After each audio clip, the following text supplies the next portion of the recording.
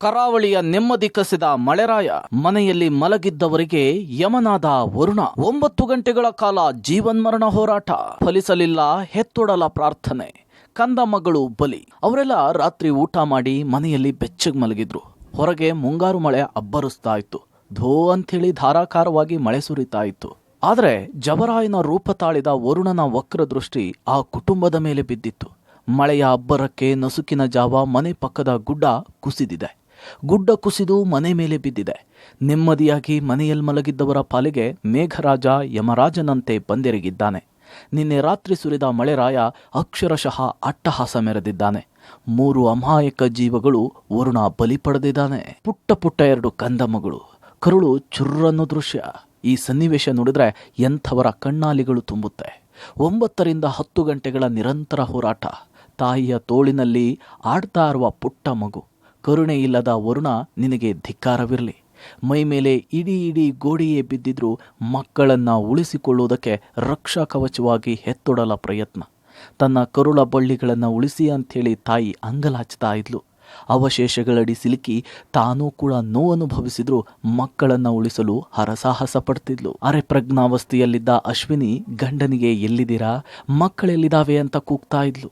ಏನೂ ಅರಿಯದ 1.5 ವರ್ಷದ ಪುಟ್ಟ ಕಂದಮ್ಮ ಆರೋಷ್ ಎಲ್ಲಿ ಏನಾಗ್ತಾ ಇದೆ ಅನ್ನೋದು ಅರಿವಿಲ್ಲದೆ ಕೈಯಾಡಿಸುತ್ತಾ ಕಿರಿಚಾಡ್ತಾ ಇದ್ದಂತಹ ದೃಶ್ಯ ಇದೆಯಲ್ಲ, ಕಲ್ಲು ಹೃದಯವನ್ನು ಕೂಡ ಕರಗಿಸುವಂತಿತ್ತು. ವಿಷಯ ತಿಳಿದು ಸ್ಥಳೀಯರು ತಾಯಿ ಮಗು ಸಿಲುಕಿದ ಸ್ಥಳಕ್ಕೆ ತೆರಳಿದ್ದಾರೆ. ಈ ವೇಳೆ ತಾಯಿ ಅಶ್ವಿನಿಗೆ ನೀರು ಕೊಟ್ಟು ಸಂತೈಸಿದ್ದಾರೆ. ಆದರೆ ಮನೆಯೇ ಆಕೆಯ ಮೇಲೆ ಕುಸಿದು ಅರ್ಧ ಮಾತ್ರ ಹೊರಗಿದ್ದರಿಂದ ಆಕೆಯನ್ನು ಹೊರಗೆ ತೆಗೆಯೋದಕ್ಕಾಗಲಿಲ್ಲ. ಈ ವೇಳೆ ಆ ತಾಯಿ ನನ್ನನ್ನು ಬಿಟ್ಟುಬಿಡಿ, ಮಕ್ಕಳನ್ನ ರಕ್ಷಿಸಿ ಅಂಥೇಳಿ ಅಂಗಲಾಚ್ತಾ ಇದ್ರು. ಆದರೆ ವರುಣ ಅಕ್ಷರಶಃ ಕ್ರೂರಿಯಾಗಿದ್ದ. ಕರುಳ ಬಳ್ಳಿಯ ಜೀವ ಉಳಿಸಿಕೊಳ್ಳುವ ತಾಯಿಯ ಪ್ರಾರ್ಥನೆ ಫಲಿಸಲಿಲ್ಲ. 9 ತಿಂಗಳು ಹೆತ್ತು ಹೊತ್ತು ಸಾಕಿದ ಕಂದಮ್ಮಗಳ ಅವಶೇಷಗಳಡಿ ತಾನು ರಕ್ಷಣೆ ಮಾಡಿದ್ರೂ ಮಕ್ಕಳ ಜೀವ ಉಳಿಲಿಲ್ಲ. ದೇರ್ಲಕಟ್ಟೆಯ ಮೊಂಟೆ ಪದವಿನಲ್ಲಿ ನಡೆದಿರುವಂಥ ಇವತ್ತೊಂದು ದುರಂತ ಇಡೀ ಜಿಲ್ಲೆಯನ್ನು ಬೆಚ್ಚಿ ಬೀಳಿಸಿದೆ. ನಾವು ಆ ಪ್ರದೇಶದಲ್ಲಿದ್ದೇವೆ, ಗಮನಿಸ್ಬೋದು. ಮೇಲ್ಭಾಗದಲ್ಲಿ ಮಣ್ಣು ಕುಸಿದು ಬಿದ್ದಿರುವಂಥದ್ದು, ನೇರವಾಗಿ ಮಣ್ಣು ಈ ಒಂದು ಮನೆಗೆ ಕುಸಿದು ಬಿದ್ದಿರುವಂಥ ಕಾರಣಕ್ಕೆ ಇಡೀ ಮನೆ ಧರಾಶಾಯಿಯಾಗಿದೆ. ಮನೆಯ ಎಲ್ಲ ವಸ್ತುಗಳು ಧರಾಶಾಯಿಯಾಗಿರುವಂಥದ್ದನ್ನು ಗಮನಿಸ್ಬೋದು. ಮನೆಯಲ್ಲಿದ್ದಂಥ ಈ 3 ಈಗ 2 ಮಕ್ಕಳು ಸೇರಿ ಒಂದು ಅಜ್ಜಿ ಸಾವನ್ನಪ್ಪಿರುವಂಥದ್ದು. ಇದೊಂದು ಪ್ರಕರಣ ಇಡೀ ಜಿಲ್ಲೆಯ ಜನರನ್ನು ಬೆಚ್ಚಿ ಬೀಳಿಸಿದೆ. ಮೇಲ್ಭಾಗದಲ್ಲಿ ನೀವು ಗಮನಿಸ್ಬೋದು, ಮಳೆ ಬಂದಂಥ ಸಂದರ್ಭದಲ್ಲಿ ದೊಡ್ಡ ಪ್ರಮಾಣದಲ್ಲೇ ಮಣ್ಣು ಬಿದ್ದಿರುವಂಥ ಕಾರಣಕ್ಕೆ ಈ ರೀತಿಯಾಗಿ ಇಲ್ಲಿ ಮನೆ ಬಿದ್ದಿರುವಂಥದ್ದು ನಾವು ಇಲ್ಲಿ ದೃಶ್ಯದಲ್ಲಿ ಗಮನಿಸ್ಬೋದು. ಒಂದು ಭಾಗದಲ್ಲಿ ಒಂದು ಕಬಾಟ್ ಏನಿತ್ತು, ಈ ಕಬಾಟ್ನ ಸಮೀಪದಲ್ಲೇ ಒಂದು ಮಗು ಬಿದ್ದಿತ್ತು, ಮಲಗಿತ್ತು. ಆ ಸಂದರ್ಭದಲ್ಲಿ ಅವರ ಮೇಲೆ ಈ ರೀತಿಯಾಗಿ ಕಲ್ಲು ಮಣ್ಣು ಎಲ್ಲವೂ ಬಿದ್ದು ಆ ಮಗು ಅಲ್ಲೇ ಸ್ಥಳದಲ್ಲೇ ಸಾವನ್ನಪ್ಪಿರುವಂಥದ್ದು. ಆ ಬಳಿಕ ಈ ಭಾಗದಲ್ಲಿ ಏನಿದೆ, ಇದು ಮನೆಯ ಮಧ್ಯಭಾಗದಲ್ಲಿ ನಾವು ದೃಶ್ಯದಲ್ಲಿ ಗಮನಿಸ್ತಿದ್ವಿ, ಒಂದು ಮಹಿಳೆ ಮತ್ತು ಮಗು ಸಿಲುಕು ಹಾಕ್ಕೊಂಡಿರುವಂಥದ್ದು. ಅದರಲ್ಲಿ ಅವರನ್ನು ರಕ್ಷಣೆ ಮಾಡುವಂಥ ಕೆಲಸ ಆಗಿದೆ. ಪ್ರಮುಖವಾಗಿ ಈ ಒಂದು ಮನೆ ಕಾಂತಪ್ಪ ಪೂಜಾರಿ ಎಂಬವರಿಗೆ ಸೇರಿರುವಂಥದ್ದು. ಕಾಂತಪ್ಪ ಪೂಜಾರಿಯು ಇದರಲ್ಲಿ ಗಾಯಗೊಂಡಿದ್ದಾರೆ. ಅವರನ್ನು ಆಸ್ಪತ್ರೆಗೆ ದಾಖಲಿಸಲಾಗಿತ್ತು. ಆ ಬಳಿಕ ಅವರ ಪತ್ನಿ ಪ್ರೇಮ ಅನ್ನುವಂಥವರು 60 ವರ್ಷದವರು, ಅವರು ಸಾವನ್ನಪ್ಪಿದ್ದಾರೆ. ಜೊತೆಗೆ ಅವರ ಮಗ ಸೀತಾರಾಮ್ ಅನ್ನುವಂಥವರು, ಅವರು ಮನೆಯಿಂದ ಹೊರಗೆ ಬಂದು ಪಾರಾಗಿದ್ದಾರೆ. ಜೊತೆಗೆ ಅವರ 2 ಮಕ್ಕಳಾದಂಥ ಆರ್ಯನ್ ಮತ್ತು ಆರುಷ್ ಅನ್ನುವಂಥವರು 2 ಸಾವನ್ನಪ್ಪಿರುವಂಥದ್ದು. ಮೊದಲಿಗೆ ಒಂದು ಮಗು ಸಾವನ್ನಪ್ಪಿತ್ತು, ಆದರೆ ತಾಯಿಯ ಜೊತೆ ಯಾರು ಅಶ್ವಿನಿ ಅನ್ನುವಂಥ ತಾಯಿ ಇದ್ದರು, ಅವರ ಜೊತೆ ಇದ್ದಂಥ ಮಗುವನ್ನು ರಕ್ಷಣೆ ಮಾಡಿ ಆಸ್ಪತ್ರೆಗೆ ದಾಖಲಿಸಲಾಗಿತ್ತು. ಆದರೆ ಆಸ್ಪತ್ರೆಗೆ ಹೋಗುವ ದಾರಿ ಮಧ್ಯೆನೇ ಮಗು ಕೊನೆಯುಸಿರು ಎಳೆದಿರುವಂಥದ್ದು.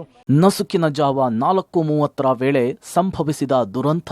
ಅಜ್ಜಿ 2 ಮೊಮ್ಮಕ್ಕಳು ದಾರುಣ ಸಾವು. ಮುಂಗಾರು ಮಳೆಯ ಆರಂಭದಲ್ಲಿಯೇ ಕರಾವಳಿಯ ನಿದ್ದೆಗೆಡಿಸಿದೆ.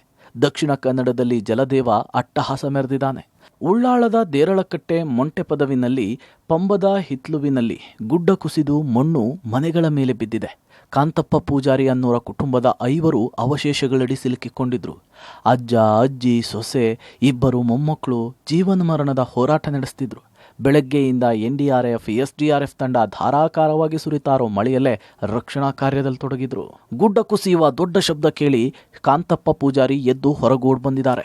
ಅಷ್ಟರಲ್ಲೇ ಗುಡ್ಡದ ಹೊಡೆತಕ್ಕೆ ಇಡೀ ಮನೆಯೇ ಕುಸಿದು ಬಿದ್ದಿದೆ. ಕಾಂತಪ್ಪ ಪೂಜಾರಿ ಹೊರಗೋಡಿ ಬರುವಷ್ಟರಲ್ಲೇ ಅವರ ಮೇಲೂ ಕೂಡ ಮನೆಯ ಸ್ಲ್ಯಾಬ್ ಬಿದ್ದಿದೆ. ಸದ್ಯ ಕಾಂತಪ್ಪ ಪೂಜಾರಿ ಕಾಲು ಮುರಿದಿದ್ದು ಅವರನ್ನು ಆಸ್ಪತ್ರೆಗೆ ದಾಖಲಿಸಲಾಗಿದೆ. ಇನ್ನು ಮನೆ ಕುಸಿದು ಕಾಂತಪ್ಪ ಪೂಜಾರಿ ಪತ್ನಿ ಪ್ರೇಮ ಮೃತಪಟ್ಟಿದ್ದಾರೆ. ಇನ್ನು ಅಶ್ವಿನಿ ಪತಿ ಸೀತಾರಾಮ ಗುಡ್ಡ ಕುಸಿಯುವ ಶಬ್ದ ಕೇಳಿ ಹೊರಗೋಡ್ ಬಂದಿದ್ದಾರೆ. ಆದರೆ ಅವಶೇಷಗಳಡಿ ಅಶ್ವಿನಿ ಮತ್ತು ಆರ್ಯನ್ ಮತ್ತು ಆಯುಷ್ ಇಬ್ಬರು ಮಕ್ಕಳು ಸಿಲುಕಿಕೊಂಡಿದ್ರು. ನನ್ನನ್ನು ಬಿಡಿ, ನನ್ನ ಮಕ್ಕಳನ್ನ ರಕ್ಷಿಸಿ ಅಂಥೇಳಿ ಆರುಷ್ ತಾಯಿ ಅಶ್ವಿನಿ ಕೂಗಿ ಕರೆದ ದೃಶ್ಯ ಕರುಳು ಹಿಂಡುವಂತಿತ್ತು. ತನ್ನ ಮೇಲೆ ಮನೆಯೇ ಬಿದ್ದಿದ್ರು ಮಕ್ಕಳ ರಕ್ಷಣೆಗಾಗಿ ತಾಯಿ ಮಗುವಿನ ಮೇಲಿದ್ರು. ಆದರೆ ಬಾಲಕ ಆರ್ಯನ್ ಮೃತಪಟ್ಟಿದ್ದ. ಸತತ ಪ್ರಯತ್ನದಿಂದ ಆರುಷ್ನನ್ನ ಹೊರತೆಗೆಯಲಾಯಿತು. ಆದರೆ ದುರಾದೃಷ್ಟವಶಾತ್ ಆಸ್ಪತ್ರೆಗೆ ಸಾಗಿಸುವ ಮಾರ್ಗ ಮಧ್ಯೆ 1 ವರ್ಷದ ಆರುಷ್ ಕೊನೆ ಉಸಿರೆಳೆದಿದ್ದ. ಕೂಗ್ ಕೇಳ್ತು, ಮಗಿದ್ದು ಕೂಗು ಮತ್ತು ಅವ್ರದ್ದು ಒಳಗಡೆ ಹೋದೆ ಸರ್. ಒಳಗಡೆ ಹೋಗುವಾಗ ಅಲ್ಲಿ ಎಲ್ಲ ನಾನು ಹೋಗಿದ ತಕ್ಷಣ ತಾಯಿ ಸಹ ಮಾತಾಡಿದ್ದು ಸರ್. ಮಾತಾಡಿ ಯಾರು ಇರಲಿಲ್ಲ, ಎಲ್ಲ ಮಾತು ಚೆನ್ನಾಗಿ. ಒಂದು ಬಡ್ ಡೆತ್ ಆಗಿತ್ತು. ಮಗು ಏನು ತಾಯಿಯ ಪ್ರೀತಿಯನ್ನು ಇಬ್ಬರನ್ನು ಸಹ ಒಂದು ಗಟ್ಟಿ ಹಿಡಿದ ರೀತಿಯಲ್ಲಿ ಇತ್ತು. ಮಗು ಸಹ ಏನು ನಾರ್ಮಲ್ ಆಗಿ, ಮತ್ತು ಮಗು ಸಹ ನಾನು ಹೊರಗಡೆ ಬರಬೇಕಂದ್ರೆ ನಾನು ಅಕ್ಕ ಟೆನ್ಷನ್ ಮಾಡಿ, ನಾವಿದ್ದೇವೆ, ನೀವು ಟೆನ್ಷನ್ ಮಾಡ್ಕೊಳ್ಳಿ ಅಂತ ಹೇಳುವಾಗ, ಇಲ್ಲ ನನ್ನ ಮಗುವನ್ನು ತೆಕ್ಕೊಂಡೋಗಿ ನಾನು ಹೊರಗಡೆ ಬರ್ತೇನೆ ಅಂತ ಹೇಳಿದ್ರು. ಬಟ್ ಮಗುವಿನ ತಾಯಿಯ ಮಡಿಲಲ್ಲಿ ತೊಡೆ ಒಳಗಡೆ ಕಾಲಿತ್ತಲ್ಲ, ತೆಗಿಲಿಕ್ಕೆ ಆಗಲಿಲ್ಲ. ತಾಯಿಯ ಸೊಂಟದ ಕೆಳಗಡೆ ಅದೆಲ್ಲ ಬಿತ್ತಿತ್ತು. ಬಟ್ ನಮಗೆ ಏನು ತೆಗಿಲಿಕ್ಕೆ ಆಗೋದಿಲ್ಲ ಸರ್. ಅದು ಒಂದು ಟ್ರೈ ಮಾಡಿದೆ ಸರ್. ಬಟ್ ನೀರು ಕೊಟ್ಟೆ, ನೀರಲ್ಲಿ ಮಾತಾಡಿಸಿದೆ, ಮಗು ಹತ್ರ ಕಿಸ್ಕು ಮುತ್ತು ಕೊಟ್ಟೆ ಸರ್. ಅಲ್ಲಿ ಮುಗಿಯಲ್ಲಿ ನೀರು ಹಾಕಿದೆ ಸರ್. ಬಟ್ 9 ಗಂಟೆ ಪ್ರಯತ್ನ ಪಟ್ಟು ಇವಾಗ ಹೇಳ್ತಾರೆ ಡೆತ್ ಆಯಿತು ಅಂತ ಹೇಳ್ತಾರೆ ಸರ್. ಒಂದು ಮಗು ಸರ್, ಅದು ನಾನು ಲೈವ್ ಹೊರಗಡೆ ಬರಲಿಕ್ಕೆ ಸುಮ್ಮನೆ ಟ್ರೈ ಮಾಡಿ ಸರ್. ಮಕ್ಕಳಿಗೆ ರಕ್ಷಣೆಯಾಗಿ ನಿಂತಿದ್ದ ತಾಯಿ ಮಕ್ಕಳು ಹೇಗಿದ್ದಾರೆಂದು ಕೇಳಿದ ಅಶ್ವಿನಿ. ನಿರಂತರ ಕಾರ್ಯಾಚರಣೆ ನಡೆಸಿ ಅಶ್ವಿನಿಯನ್ನು ಕೂಡ ರಕ್ಷಣಾ ಸಿಬ್ಬಂದಿ ಹರಸಾಹಸಪಟ್ಟು ಅವಶೇಷಗಳಡಿಯಿಂದ ಹೊರತೆಗೆದ್ರು. ದುರಂತ ಅಂದ್ರೆ ಮಕ್ಕಳ ಸಾವಿನ ಸುದ್ದಿ ತಾಯಿ ಅಶ್ವಿನಿಗೆ ತಿಳಿದಿರಲಿಲ್ಲ. ಅವಶೇಷಗಳಡಿಯಿಂದ ಹೊರಬರ್ತಾ ಇದ್ದಂತೆ ಮಕ್ಕಳು ಹೇಗಿದ್ದಾರೆ, ಅವರ ಆರೋಗ್ಯ ಹೇಗಿದೆ ಅಂತ ವಿಚಾರಿಸಿದ್ರು.